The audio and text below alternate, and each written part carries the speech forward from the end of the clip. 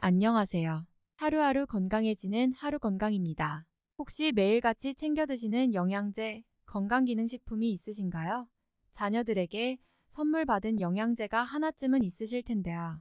그렇다면 오늘 영상을 반드시 끝까지 시청해 주세요.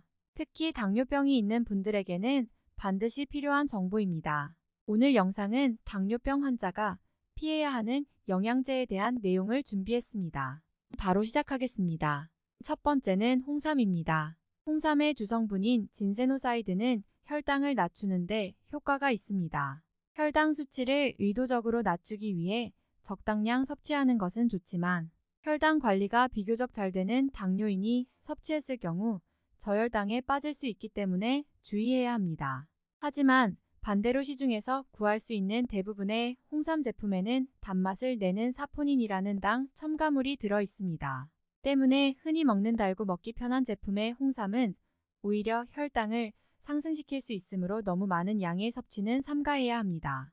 두 번째는 글루코사민입니다. 글루코사민은 관절 및 연골 건강에 도움이 되는 성분으로 알려져 있습니다. 글루코사민은 연골을 구성하는 필수 성분 중 하나인데요.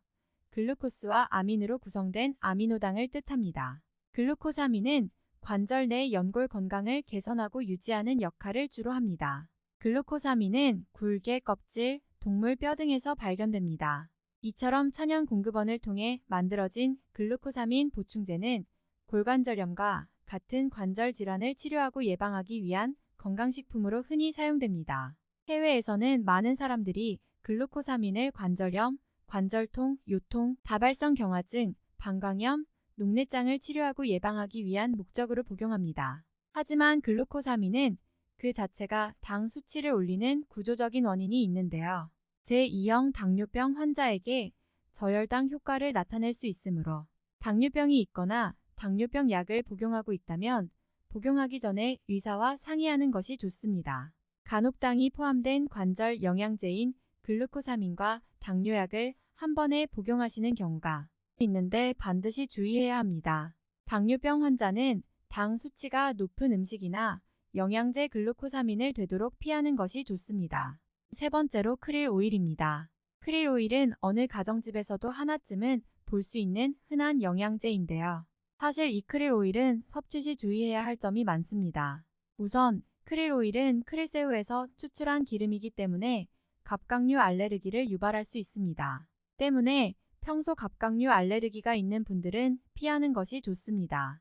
또한 임산부와 수유 중인 여성은 크릴 오일을 섭취하지 않는 것이 좋습니다. 크릴 오일은 혈액 응고를 방해할 수 있어 관련 질환이 있거나 약물을 복용 중이라면 피해야 합니다.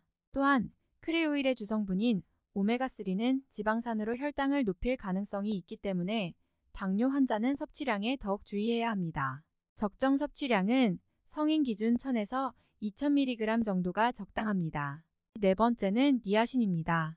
니아신은 신체의 지방을 처리하고 콜레스테롤 수치를 낮추며 혈당 수치를 조절하는 데 필요한 필수 비타민입니다. 니아신 함량이 높은 식품에는 참치, 완두콩, 고구마 등이 있는데요. 니아신은 혈관 확장 작용뿐만 아니라 콜레스테롤, 중성지방을 낮추고 몸에 좋은 HDL 수치를 높여 동맥경화증에 효과적입니다. 하지만 니아신을 복용하실 때 반드시 주의해야 할 점이 있습니다. 니아신 복용 후 몸이나 볼이 붉어지는 현상이 나타난다면 당장 복용을 중단해야 합니다. 또한 니아신을 과잉 섭취하면 혈당 상승, 위장장애, 간 손상, 그리고 심장질환에 안 좋은 염증성 화합물인 호모시스테인 농도 상승을 일으킵니다.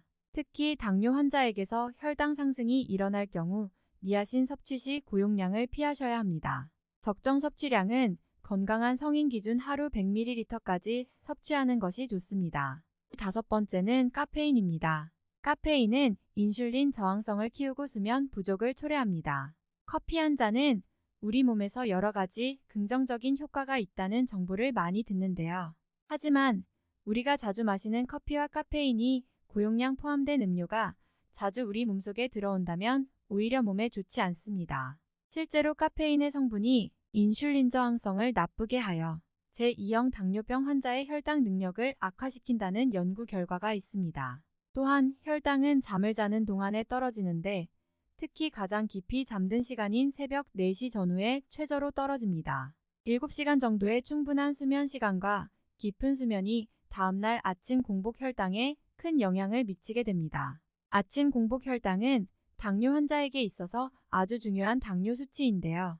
약국에서 보면 한 손에는 커피를 들고 당뇨 약을 타 가시는 분, 이런 분들이 생각보다 많이 있습니다. 카페인으로 인한 수면 부족이 자주 생긴다면 우리의 신체는 스스로 혈당을 조절하는 능력이 떨어지게 돼요. 그로 인해 인슐린 분비의 핵심인 췌장의 기능도 떨어지게 됩니다.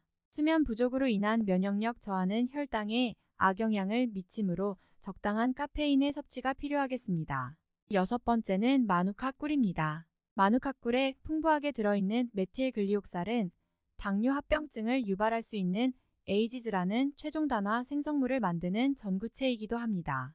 이는 단독소 생성물이 많아질 수 있기 때문에 당뇨병 환자분들은 피해주는 게 좋습니다. 오늘은 이렇게 6가지의 당뇨병 환자분들이 피해야 하는 영양제에 대해서 알아봤습니다. 최근 건강기능식품 열풍이 불면서 성분에 대한 이해 없이 몸에 좋다고 하면 너도 나도 마구 먹는 모습들을 볼 수 있습니다. 하지만 자신의 현재 몸 상태와 건강 상태를 정확히 파악하고 복용을 해야 합니다. 제가 오늘 준비한 영상은 여기까지입니다. 영상 내용이 도움이 되셨다면 구독과 좋아요, 알람 설정까지 부탁드립니다. 다음에 더 좋은 영상으로 찾아뵙겠습니다. 감사합니다.